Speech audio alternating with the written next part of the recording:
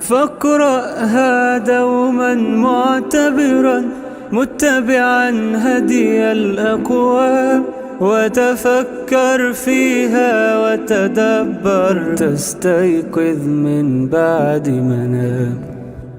إن الحمد لله تعالى نحمده ونستعين به ونستغفره ونعوذ بالله تعالى من شرور أنفسنا ومن سيئات أعمالنا، إنه من يهده الله تعالى فلا مضل له ومن يضلل فلا هادي له، أشهد أن لا إله إلا الله وحده لا شريك له، وأشهد أن محمدا عبده ورسوله، ثم أما بعد. إن شاء الله نستأنف مع الحلقة الثانية من مدارسة أو تدارس هذه القصة، قصة نملة سليمان صلى الله عليه وسلم. طيب، وكنا في الحلقة الماضية بنأكد على أمور منهاجية خلاص مهمة في تناولنا لهذه القصة. طيب، هندخل احنا على طول على المفروض الداير، يعني المسألة أو المستهدف الأول بالنسبة لنا، وهو فهم القصة، وعايزين نفهمها على مستوى، بما ان احنا بنتدارسها يعني تدارس كامل أو تام، ودايما بأكد على كده، يعني مستويات المدارسة مهمة. لو أنا هتدارسها مثلا في مجلس واحد كده على السريع، فما فيش داعي للتخوض بقى والبحث في المسائل بتاعة المفردات واللطائف والنكات ومش عارف والسياقات. إنما لما يتم تدارسها تدارس كامل علشان يستخرج منها أمور يعني ممكن على أصول منهاجية، أو زي ما كان بيسميها أستاذنا البوشيخي الهدى المنهاجي.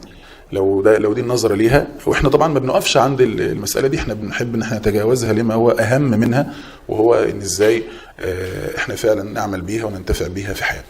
طيب، ولذلك بناء عليه احنا هنحاول نتناولها بشيء من التفصيل شوية.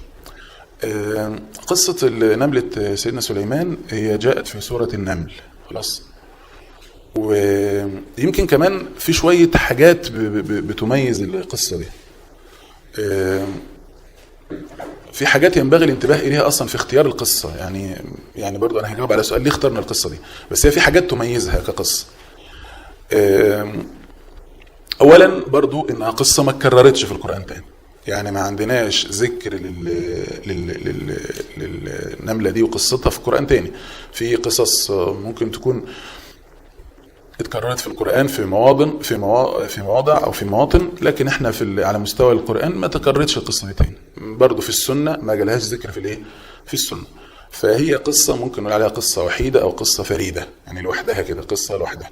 طيب، كمان من الحاجات اللي بتميز القصة دي الوجازة الشديدة، الشديدة، انها قصة وجيزة جدا، مش يعني لما نبص عليها هي تقريبا عبارة عن آيتين، أو معنى أدق يعني آية، ماشي. فوجيزة جدا، مش قصة. ولذلك بعض الناس مثلا يقول لا دي مش قصة، ده مجرد خبر، دي بتحكي خبر. بعض الناس يقول ده مجرد مشهد، لكن هي الحقيقة قصة، لأن بيتوفر فيها عناصر القصة. عندنا أبطال، عندنا مسرح أحداث واضح، احنا مش بنحكي حدث واحد، هي اكتر من حدث. ولذلك حتى اذا اتوا على وادي النمل، ماشي، دي مرحله. قالت نملة يا ايها الايه النمل، لا مش على اللي قبلها حتى، لا كمان احنا بنتكلم حتى لو على الجزء بتاع النمله بس. حتى اذا اتوا على وادي النمل، احنا دلوقتي مركزين، عاملين فوكسنج او مركزين على النمله نفسها. حتى اذا اتوا على وادي النمل، او ده حدث. قالت نملة يا أيها النمل ادخلوا مساكنكم لا يحطمنكم سليمان وجنوده وهم لا يشعرون، ده حدث خلاص. طب ايه اللي حصل بعد كده؟ فتبسم ضاحكا من قوله، ده ايه؟ حدث.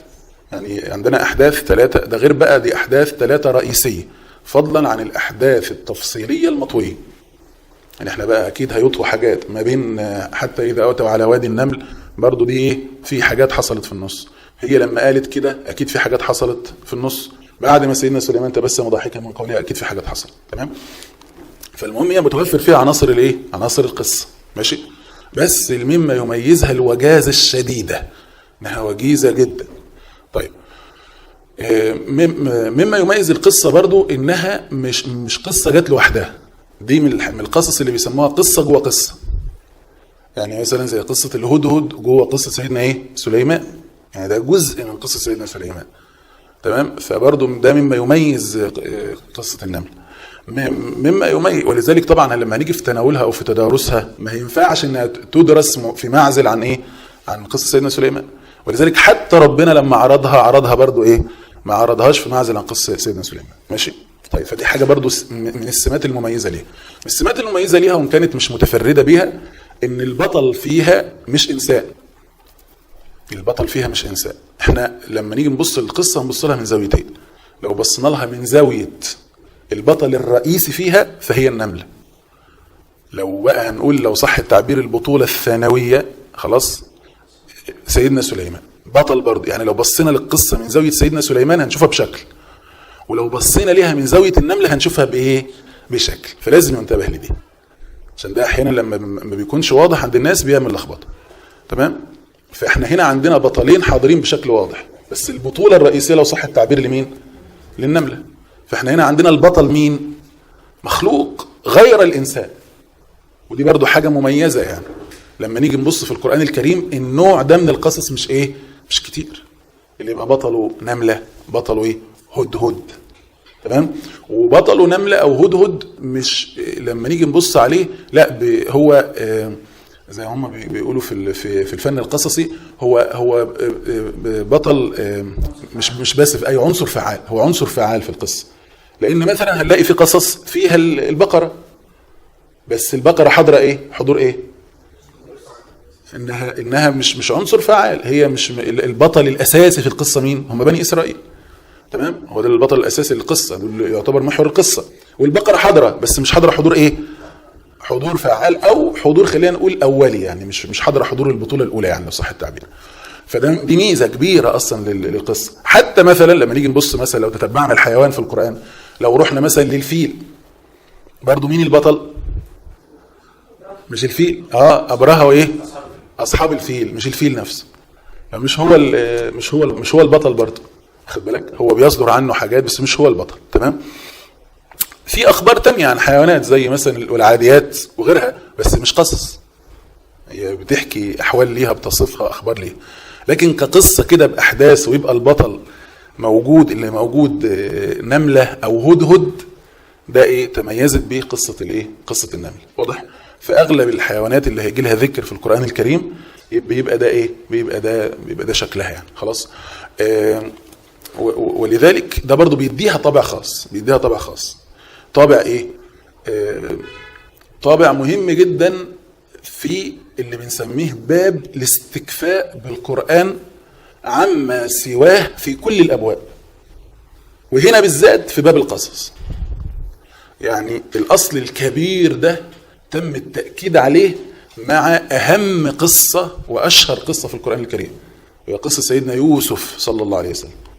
سورة كاملة نزلت قصة كبيرة، قصة مهمة فيها أحداث كتيرة، أبطلها بطل عظيم سيدنا يوسف صلى الله عليه وسلم وسيدنا يعقوب وغيره. يعني فقصة مهمة يعني. ولما نزلت أنموذج للقصص القرآني المتكامل. ولذلك في مطلع سورة يوسف ربنا سبحانه وبحمده قال إيه؟ مطلع سورة يوسف قال نحن نقص عليك أحسن القصص. يعني أولا ربنا ألف لام راء تلك آيات الكتاب المبين، ثناء على القرآن الكريم بالجمع والإبانة. تلك آيات الكتاب الإيه؟ المبين والإبانة بكل معانيها زي ما قلنا. تلك آيات الكتاب المبين إنا أنزلناه قرآنا عربيا لعلكم تعقلون. وده برضو تأكيد على قضية إيه؟ وما أرسلنا من رسول إلا بلسان قومه ليبين له. وتأكيد على إن فكرة إن وظيفة اللغة الإيه؟ وظيفة اللغة الإيه؟ الإبانة لتكون عونا على التعقل. لذلك حتى يروى عن سيدنا علي تقريبا ما أنت بمحدث قوما حديثا لا تبلغه عقولهم إلا كان لبعضهم فتنة. ولذلك لغة الكلام نفسها لازم تبقى لغة إيه؟ لغة مبينة عشان يتم إيه الهدف؟ يتم الإيه؟ التعقل. يبقى وصفها الإبانة عشان يحصل الإيه؟ التعقل. ماشي؟ ولذلك ربنا أنزله قرآن عربيا ليه؟ عشان نقدر نعقل على المعنيين، الإدراك والإمساك. الإدراك والإيه؟ والإمساك. ندرك الكلام نفهمه، ونفهمه فهم يساعدنا ان احنا نمسك عما ايه يضرنا، الحجز والمنع. خلاص. إن أنزلناه قرآنا عربيا لعلكم تعقلون. طيب ده كده ثناء على ايه؟ على القرآن الكريم، ان القرآن تميز بانه ايه، او ايات القرآن تميزت بالجمع والابانة والعربية، وانها متعقلة. تمام. ولذلك جاء بعدها نحن نقص عليك احسن القصص بما اوحينا اليك هذا القرآن وان كنت من قبله لمن الغافلين. يعني هذه ليه؟ زي قول الله عز وجل ما كنت تعلمها انت ولا قومك ايه من قبل هذا فاصبر ان العاقبة للمتقين. واضح؟ فالشيء ايه؟ نحن نقص عليك احسن القصص بما اوحينا اليك هذا القرآن. يعني انت طالما تم الوحي لك او الايحاء لك بقصص فينبغي ان يستكفى بها عما سواه. ولذلك بنقول ده في باب الايه؟ الاستكفاء او الاستغناء بالقرآن عما سواه في باب القصص. ولذلك احنا الناس اللي بتدور على نوعيات قصص هم مش ما اجادوش دراسة القصص القرآن، لان كل باب انت محتاج في قصص هتلاقي القرآن ايه؟ كافاك. قرآن كفاك.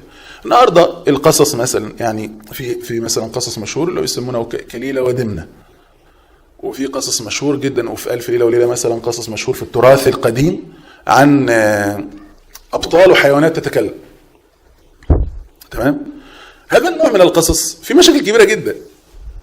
ابتداء مين اللي قال لك ان المعلومات دي ايه؟ حصلت فعلا. انا بس كده كأني بعمل كومباريزون او دراسة مقارنة ما بين القصص القرآني اللي بيتكلم فيه حيوانات، تمام، او قصص الوحي، والقصص التاني اللي البشر بينسجوه او بيصنعوه اللي بيتكلم فيه ايه؟ حيوانات. وده مشهور شهرة كبيرة جدا. بداية الناس مولعة بالعوالم الأخرى، يعني الناس مولعة بتفاصيل العوالم الايه؟ الأخرى، وعندهم شغف لتفاصيل العوالم الأخرى. ولذلك النوع ده من القصص حتى من قديم الزمان أصلا القصص ده قصص فارسي، وتم ترجمته ماشي لليه؟ للعربية. فده النوع من القصص البشرية الإنسانية مولعة به. ليه؟ لأنه يتناول أمور غيبية، عوالم غيبية، عوالم أخرى، فالناس تبقى مولعة بهذا النوع من الايه؟ من القصص. ولذلك حتى في قصص الزمان ده أغلبه في الجنية وسمكة البحر ومش عارف واللي حصل القصة الطويلة دي. السؤال: هذا النوع من القصص من أنبأك أن الكلام ده حصل؟ لا، بس القصص اللي ربنا بيقصه الكلام ده ايه؟ حصل. يبقى على مستوى الموثوقية ما احناش واثقين فيه اصلا. على مستوى الأمان من أنبأك إن اللي بيتم عرضه ده مفيد للإيه؟ للطفل أو للشخص اللي بيتلقاه. ما هو بيقول المعلومات اللي بيقولها دي تناسب عالمه. لما ياخدها الطفل الصغير يقول له إيه؟ أنا لا ينبغي أن أتركه، أنا لابد أن أقفز عليه قفزة طويلة من فوق الجبل حتى أتمكن من الإمساك به، ويروح الواد يقفز من فوق الجبل. مين اللي قال لك إن ده إيه؟ أمان؟ مين اللي قال لك ان ده فيه الاتزان؟ مين اللي قال لك ان هو فرقان؟ مين اللي قال لك ان فيه البيان المطلوب؟ مين اللي قال لك ان القضايا اللي بيتم تناولها اصلا هي قضايا مناسبه للايه؟ للانسان. ولذلك يسيطر عليه ما يسمى بالخرافيه، الاسطوريه، اساطير الاولين، الاسطوريه، الخرافيه، الخزعبلاتيه لو صح التعبير. يعني اللي بيقولوا في تعبيرات اخرى، يعني مثلا الانجليش بيقولوا الماجيك او الفانتازيك، الفانتازيا، ما يسمى بالفانتازيا، اللي هو فيه الابهار الشديد وفيه الامتاع والتسلي، بس على حساب الايه؟ لا، على حساب الاعتبار وعلى حساب التأسي وعلى حساب. فلذلك من الأزمات الكبيرة اللي بنواجهها، وأنا في رأيي الشخصي، إن حتى أطفالنا ما ينبغي حتى إنهم يقرأوا القصص اللي هي بتاع البطة اللي مش عارف مالها، والديك اللي مش عارف ماله، اللهم إلا إنه يكون في فلك ما صح عنه في الوحي. ودي برضو مسألة يمكن إحنا كنا اتكلمنا عنها في الحلقة الماضية وبنأكد عليها في الحلقة دي، وهي مسألة الموثوقية في المعلومات. النهاردة في عندنا مخلوق اسمه النملة. من أين تجني البشرية معلوماتها عنه؟ فعلا تعالى مخلوق زي النمل اهو، معلوماتنا عنه كبشريه بتيجي منين؟ العلم التجريبي بتاعنا، العلم التجريبي بتاعنا اللي هو observations، ملاحظات بنلاحظه ومش عارف ايه وبنصوره وبنحاول نعرف ايه اللي بيحصل، وتجارب بنحطه في تجارب معينه، وتشريح بنشرحه، علم عادي، علم مفيش مشاكل، بيتعرف على بعض الايه الخصائص والصفات اللي تخص ايه، تخص هذا المخلوق، وبناخده بنحلل مكوناته وبنشوف تركيبه والكلام ده كله، وعلم يحترم، والوحي ما نفهوش او قال في اي مشكله تخصه. لكن هذا النوع من العلم الذي تهدى اليه البشريه، من الذي هداها له؟ الله. فالعلم ده هدايه له من الهدايه الايه؟ العامه. خلاص، له من الهدايه العامه ان ربنا هدى البشريه لهذه المعلومات او الحصيله المعلوماتيه عن هذه المخلوقات. طيب المخلوقات دي، عشان انا مثلا هقول عايز اتعرف عن نمله، ورحت مثلا كليه علوم، دخلت قسم الحشرات ورحت لحد متخصص في النمل، ممكن يديني 10 مجلدات بتتكلم عن النمل وانواع النمل، والنمل مش عارف ماله ومش عارف ايه وتركيبه ومش عارف كذا وهو ومش عارف بيتكون من كذا وكذا وكذا وكذا، وكلام كله جميل ولطيف وظريف. طب انا كانسان محتاج عن النمل كانسان عادي مش متخصص. كانسان متخصص ده شغلي بقى، ده كويس عادي، انا محتاج ادرسه، ده لا شك في نفع البشريه، والوحي ما بيتعارضش مع كده. بس انا بقى كانسان عادي كده، ولذلك نركز بقى في المساله دي، العالميه والربانيه. لو على مستوى العالميه انا عايز ابقى عالم في هذا التخصص وهذا المجال، فلا شك ان هيلزمني امور ما تلزمش الناس التانية. انما بقى لو على مستوى الربانيه، لو انا عايز اخد من المجال ده اللي محتاجه الرباني المنتسب للرب، لو عايز اخد منه يبقى يكفيني اللي ربنا اورده عني، يكفيني اللي ربنا اورده عنه. ولذلك من الحاجات المهمه، اول في رايي، اول واهم واوثق معلومات نعرفها عن العالم ده اللي جت في الوحي. زي مثلا ان النمل ده هو النوع الصغير جدا منه، هو اخف المخلوقات وزنا على الارض، لذلك استعمل في مثقال الذر. ماشي، معلومة تانية بتقول ان دبيبه، حركة دبة رجله على المكان اللي هو ماشي عليه، مالها اخفى دبيب للمخلوقات. اخفى فيكم من دبيب الايه؟ النمل. معلومة تانية بتقول ان المخلوقات دي بتسبح. حركت أمة تسبح ازاي؟ لكن لا تفقهون تسبيحها. معلومة بتقول ان اللون ده من المخلوقات في صفة تانية، وهي ان هو بيبقى في جحور ويصلي، فيصلون على معلم الناس الخير حتى النملة في ايه؟ في جحرها. ان المخلوق ده داخل النسق العام مش خارج النسق العام. ان المخلوق ده مفيد لدرجة ان في نهي عن قتله، منهي عن قتله. واضح؟ فيجي النهارده بقى بتاع مش عارف مين يقول لي وبتاع مين يقول لي وبتاع البيولوجيا وبتاع مش عارف ايه، لا، هو منهي عن ايه؟ عن قتله. يعني نهى عن قتله ونهى عن تحريقه. وفي الحديث اللي هو بتاع الرجل في رواية النبي اللي هو حرق قرية نمل، قرية، كلمة قرية دي برضو واحد من الأوصاف، إن جحوره على شكل إيه؟ قرى. يعني بمفهوم القرية الحاضرة عند مين؟ عند البشر. من ناحية إيه؟ القرية عبارة عن إيه؟ مكان واحد بيجمعوا إطار جامع في بيوت، القرية دي فيها رتب للناس اللي موجودين فيها، ماشي؟ فقرى معلومة خدناها عنه إنه قرى فعلا، هو عبارة عن قرى. ولذلك يجوا بقى احنا مش شايفين الدنيا جوه ايه، احنا شايفين نملايه طالعه ونملايه ايه داخله، لا بس ربنا بيقول انه قرى. تمام؟ ده غير كلمه دي بقى قريه نمل، قرى. يعني انت لما تخش جوه تلاقي ايه؟ قريه جوه، قريه واضحه. يبقى جحور لانه فعلا ايه؟ تحت، ودي عباره عن ايه؟ عن قرى. تمام؟ طيب كلمه وادي النمل لان قيل ان وادي مشتهر بكثره النمل الذي فيه، يعني مش هو ايه وادي بنفسه يعني. وده الازهر انه لان طبعا مكان كبير ومشتهر بكده يعني. المهم فده شكله، دي معلومات اهي احنا بنجنيها عن الايه؟ عن هذا اللون من المخلوقات. يا أيها النمل ادخلوا مساكنكم لا يحطمنكم. إن المخلوقات دي لما بيحصل لها، لما مثلا بتهدم أماكنها، بتحطم، بتموت بالتحطيم. لما تحطم بتموت، ما بتتحملش الضغط زيها زي الايه، لو على لفظة التحطيم العادية المعروفة عندنا.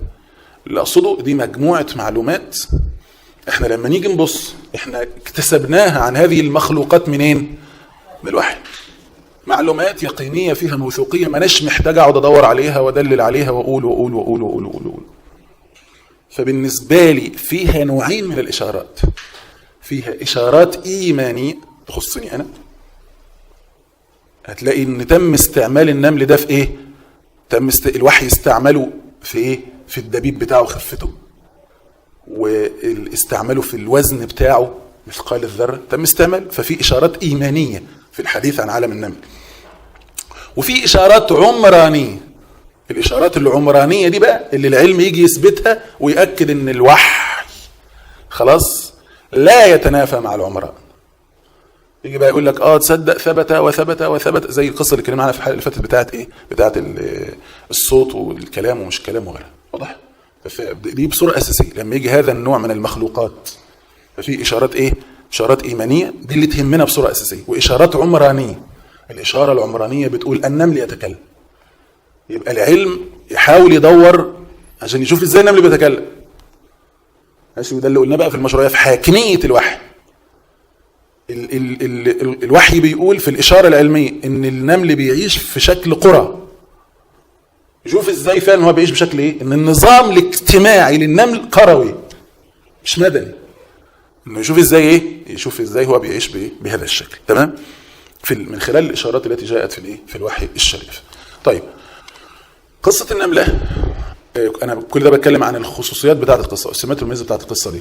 من خصوصياتها والسمات المميزة زي ما قلنا، تلك الخصوصية أو السمة المميزة إنها في عالم الحيوان، وهي بطل أول أو بطل رئيسي في القصة، وده ما شاركتهاش في قصص كتيرة، يعني اللهم إلا قصة الهدهد بشكل واضح.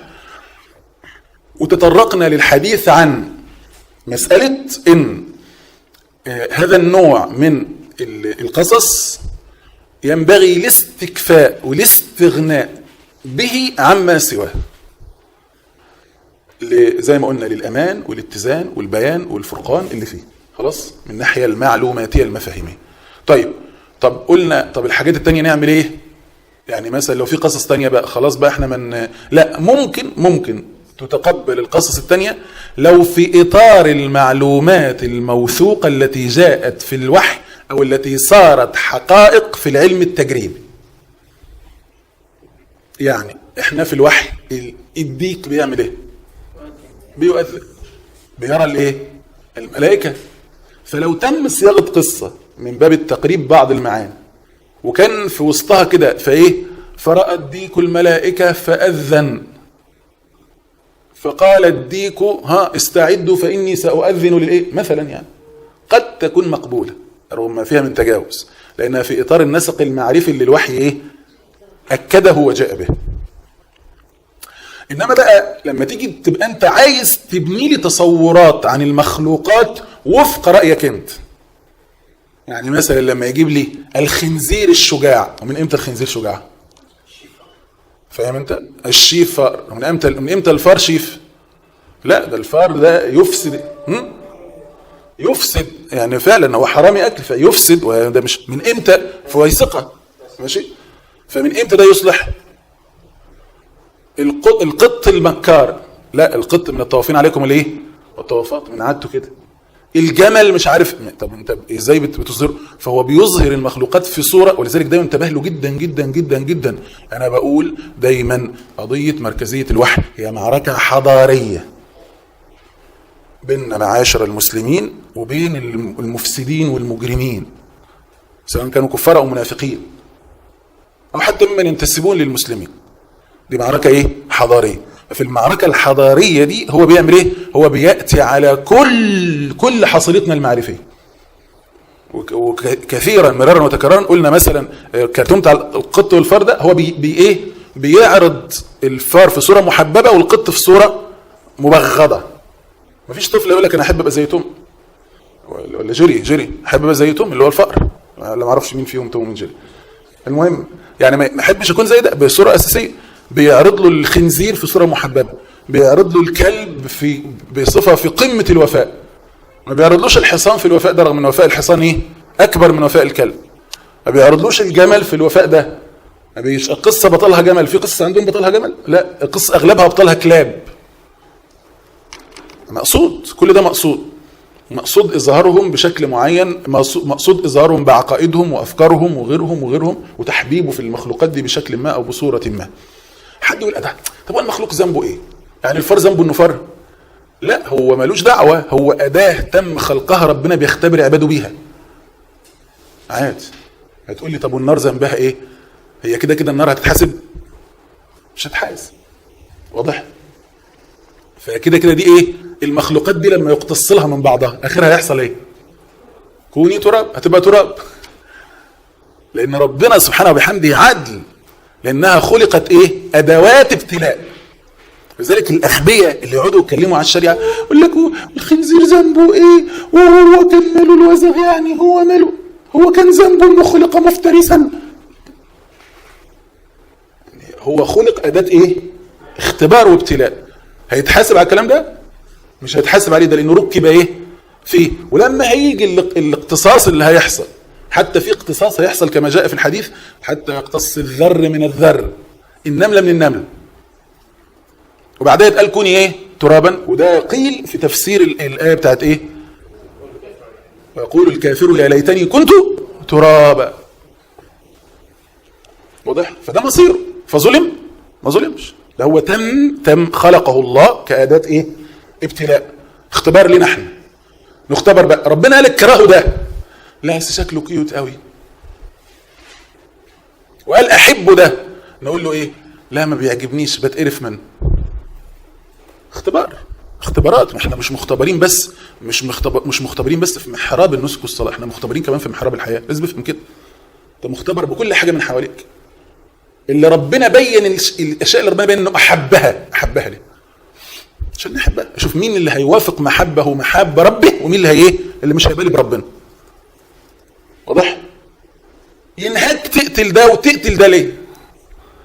كل دي برضه ايه؟ الناس مش فاهمه، ولادنا مش فاهمين، احنا نفسنا مش فاهمين. ينهاك تقتل النمله ليه؟ عشان هو بيحاب النمل على حساب الفئران مثلا والاوزاغ؟ لا، اختبار لمين؟ ليك. ان انت النمله تبقى مضايقاك وتقول لا سيبها في حالها. بعض العلماء كانوا يقولوا يؤذنها، كلمها زي ما بنؤذن الثعبان كده ولا بتاعنا، يخرج يعني ماشي. ما تقتلهاش، ما تقتلش ضفدعه او بتاع، ما تقتلهاش. واضح؟ انت مختبر بكده، اني قرفان منها وعايز اقتلها، لا ما تقتلهاش، تسرحها كده في ايه. ومأمور بقى ان انت حاجه تانية المفروض تقتلها، ما تروحش تربي لي ده جايب فار ابيض كيوت كده جميل ومش عارف ايه وحطه في البتاع ومش عارف. بالله عليكم دول يقيمون لله شأنا؟ والله ما بتبان اهو ان حد بيقيم لله شأن وحد لا يقيم له ايه. هقربها لك خالص. واحد قال لي عيال انا بتعفرط واتقرف واتشنج لما اشوف الزفت الفار ده في البيت. فدخل لقى عياله كل واحد جايب له فار ابيض صغنون كده وحطه في قفص. ده معنى ايه؟ انا بحب القطط جدا يا اولاد، القطط دي مخلوقات جميله نظيفه مش عارف مالها ومش عارف ايه. دخل لهم قاتلين القطه اللي في البيت. دول اصلا مكترثين بيه، مش مكترثين بيه. ولذلك هي مش الفكره هذا الحيوان، الفكره الايه؟ المعنى اللي في التعامل مع هذا الحيوان. واضحه المساله دي؟ عشان بس ما يعني لما نذكر ولذلك احنا لما بنحب مخلوق ما ولما نبغض مخلوق ما عادي، زي ما بنحب المؤمن ونبغض الايه؟ الكافر. ربنا اخبرني ده كافر يبقى خلاص يبغض، يعني طبيعي. هو في الحيوانات، وحد يقول طب ذنب الحيوان ايه؟ هو الحيوان اختار؟ ما احنا قلنا هو اداه ايه؟ اداه اختبار. هو ملوش اختيار لانه اداه ايه؟ اختبار. ولذلك لما نيجي نبص على مستوى المصير ظلم؟ لا ما ظلمش على مستوى المصير. هو عايش حياته بوضعه الطبيعي، بيفترس، هو شغلانته كده. بيموت تعبان، بيموت الناس. هو شغلانته بايه؟ بيموت الناس عشان الناس تختبر بيه. طب ربنا يخلقه ويموت الناس ليه؟ يعني ربنا يريد يأذي الناس؟ لا، علشان في حد بيتحصن اعوذ بكلمات الله التامات من شر ما خلق، لما يقولها 3 مرات الصبح و3 مرات بالليل، ولا تعابين الارض تقدر تعمل له حاجه. بيتعبد اهو. واحد تاني مش في دماغه اتقرص بقى، انت اللي خليت نفسك اتقرصت. واضحه المساله؟ فما فيش حاجه كده، مش كده. طب ربنا خلقهم يأذونا ليه؟ لا، خلقهم واداك انت الادوات اللي تخليك امن من شرهم. المعوذتين الصبح وبالليل، خلصنا طول اليوم. واضحه المساله؟ ولذلك ده هيحل اشكاليه كده بيكلموا فيها، اشكاليه وجود الشر، وجود الضرر، وجود الخطر. لما يعني تتفهم خلاص تتفهم في النسق العام. طيب، وبناء عليه بالالوان القصص اللي بيتم استعمال الحيوانات فيها، اللي مقبول بالنسبه لنا في رايي الشخصي، رايي ممكن يكون خاضع للصواب او الخطا، ابتداء نركز تركيز كبير على القصص اللي جاء في الوحي سواء كان في القران او السنه. والنقطه الثانيه، مش نركز بس على المعلومات او التفاصيل او الدقائق او الحاجات الجميله، لا، نركز على المنهجيات عشان يتعلم الولد منهجيات يعمل بيها ايه؟ يقيم بيها النوع ده من القصص والمعلومات. ماشي؟ يعرف السمة اللي بتميز القرآن ايه؟ اللي بتميز القصص القرآن. طيب، مقبول بقى بعد كده يفهم انه مقبول نوعين من القصص. النوع الاول اللي في السياق المعلوماتي او المعرفي العام اللي جاء عن الحيوان ده في القرآن الكريم. ما بيدينيش صفات تانية ليه، ما بيخرجوش عن نسق، ما بيضيفش عليه حاجة تانية. وان كان ده مش هيبقى، ما يقدروش يعملوه الى حد كبير. النقطة الثانية في المتفق عليه من السياق العلمي الحقائقي العام. يعني مثلا الناس اللي هم شغالين في مثلا في عالم النحل، دول ناس متخصصين وعلماء وعندهم معلومات ايه؟ شبه يقينية، خلاص حقائق شافوها بعينيهم بميكروسكوباتهم برصدهم عن ايه؟ عن النحل ده ليه ملكة موجودة فيه. يعني احنا مثلا القرآن في الكلام عن النحل جاب لنا سيرة ان في ملكة، بس هل اي حد تعامل مع النحل يقدر يقول ان مفيش ملكة؟ لا، اساسية. فعادي لما يتم صياغه قصه فيها الايه؟ الملكه، والملكه دي دورها ليها دور، بس سبحان الله تشوف الملكه هنا بقى بيحاولوا بقى لما يافوروها قوي يصوروا الملكه بتاع مملكه النحل دي كما لو كانت ملكه مملكه الايه؟ البشر، رغم ان هي مش ملكه للدرجه دي. يعني مش ملكه بالمفهوم بتاع الايه؟ ده احنا اللي اطلقنا عليها وصف الايه؟ الملكه، ذا كوين، لكن هي في الحقيقه مش ملكه بمواصفات الملكه اللي في ايه؟ اللي في عالم البشر اصلا. والا فهي مش كده اصلا، مش دي صورتها اساسا، خلاص. فالملكه دي لو احنا القصص هنا تبقى في اطار الحديث عن الملكه دي انها ملكه وانها بتعمل الحقائق العلميه مقبول. لان هذا النوع من القصص، احنا يا جماعه بصوا، احنا مش بس عايزين نعزل او عايزين نأمن الطفل في محراب النسك والصلاه، عايزين نأمنه حتى في محراب الحياه. يعني لما ياخد معلومات خاطئه وهرتله وكلام فاضي، حتى هو في محراب الحياه بيبقى ايه؟ عايش الخرافيه والاسطوريه دي. لا، انا عايزه فعلا يكون شخص لا عايش على الموثوقيه، عايش على المعلومات العلميه، يعني ده علشان حتى هو في محراب الحياه يبقى سليم منهجيا، انسان سليم منهجيا. واضح؟ وبناء عليه قصه النمله ده بيديها اولويه في الدراسه بالنسبه لنا. اولويه في الدراسه انها هتبقى مناسبه جدا لكل القطاعات والفصائل، مناسبه قوي للولد من اول ما يبدا يتكلم، مناسبه لينا حتى ككبار نشوف قضاياها، مناسبه للبنات للولاد، ففيها جلوباليتي، فيها يعني رينج واسع جدا. فيها الميزات اللي اتكلمنا عنها في قصه الهدهد او في غيرها، ان بالنسبه للطفل بالذات، لو هنبص على الطفل بالذات، هو بيحب الايه؟ العوالم الاخرى ومشدود بالعوالم الاخرى. فبالنسبه له، وكمان لما تبقى اصغر منه بتبقى ايه؟ لا، ده بتبقى اثرها فيه اكبر، لان قلنا ده هياخدنا ان هيخلي ان الطفل مساحه التاسي والاعتبار عنده اعلى. لان قلنا لما بيتعامل مع الكبار، كل ما القصص يكون فيها كبار كل ما تقل مساحه التاسي والاعتبار. تمام؟ انما كل ما القصص يكون فيها صغار كل ما تزيد مساحه التاسي والاعتبار. فهو بالنسبه له النمله اصغر منه، والهدهد اصغر منه، والنحله اصغر منه، ولذلك فالمخلوقات دي بتعمل فيه ايه؟ تساعده على التأسي والاعتبار. اذا كانت النملة بتعمل كده انا ما عملتش كده. اذا كان الهدهد عمل كده انا ما عملتش كده.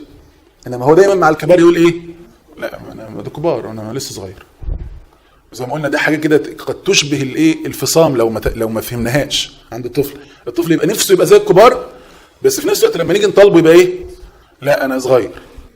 ولذلك فهو بيبقى نفسه يبقى زي الكبار في الامتيازات، وما نفسوش يبقى زيهم في التكليفات. على مستوى الامتيازات نفسه يبقى زي الكبار، على مستوى التكليفات لا ما ينفعش، ما يحبش يكون زي الكبار. خلاص. ولذلك ده مهم في فهم الطفل. فده مفيد قوي ان هو على مستوى هذا اللون من المخلوقات او الحيوانات فيها ميزه كبيره كمان، انها بتديله انها فيها الحريه اللي هو فيها مناسبه ليه اصلا، انها مش مكلفه وهو مش مكلف اصلا. لذلك بيبقى ليها دور كبير جدا جدا واثر كبير جدا عند الاطفال. يمكن احنا فيما يخصنا بالذات في منهج المتدبر الصغير او في مشروع القرآن علم وعمل كان لنا الاهتمام الخاص بقصه الهدهد وقصه النمله، على اساس ان احنا محتاجينهم انهم يدرسوا للاطفال. ولذلك احنا لما يتم عرض القصه ينبغي الانتباه لها، ان احنا في حاجات تخصني انا كمعلم او تخص حضرتك كمعلمه. يعني قلنا ال10 خطوات بتوعي اللي لازم اكون سابق بيهم الطفل، وفي نفس الوقت بقى في حاجات تخص مين؟ تخص الطفل نفسه. ان انا عايز اشوف ازاي يتم استعمال القصه دي في بناء الطفل المسلم. بناء الطفل المسلم. حد هيقول لي بس يا ترى يا هل ترى القصه دي كافيه؟ وده بقى من الحاجات المهمه، ان المعاني اللي جت في النوع ده من القصص ليها اولويه. وهنشوف ازاي واحنا يعني لما نتكلم عن اوجه مناسبه قصه النمله للطفل وحاجه الطفل لقصه النمله. ماشي، هنشوف الكلام ده بس بعد ما ننتهي من عرضها، عشان ساعتها تستبين المساله الى حد كبير. اوجه مناسبه، تفكروني حتى لو نسينا، اوجه مناسبه قصه النمله للطفل وحاجه الطفل لقصه النمله، المعاني التي جاءت في قصه الايه؟ النمله، لانها مرتبطه بتكوينه وطبيعته. هنشوف ازاي الكلام ده، او بمعنى اخر ممكن نقول الاشياء اللي هتثمرها قصه النمله في الايه؟